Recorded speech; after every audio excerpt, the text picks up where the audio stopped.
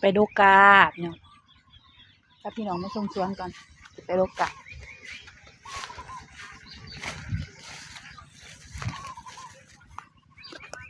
ผักสิแงะ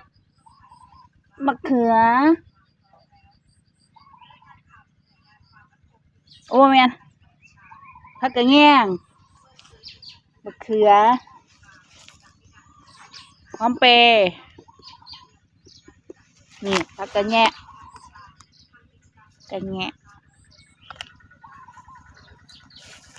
อันนี้ผักทั่วกำลังเกิดกำลังงอกนี่ผักทั่ว3 คู่ 1 2 3 4 คู่ตัวนี้เทิงหมึกแดงเทิงหมึกทั่วตัวคู่สันนี่มันไม่หมึกแดงเยอะนะได้ปลูกตัวต้มกันมันมีหมอกปลูก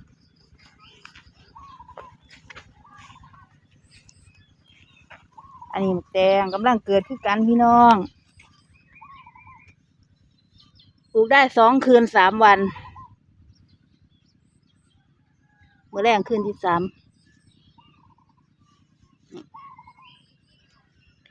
เกิดดีอยู่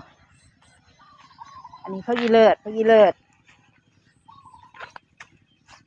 ผักคุณเลิศ ใบชะพู อันนี้บักเขียบนี่เป็นหน่วยนะพี่น้อง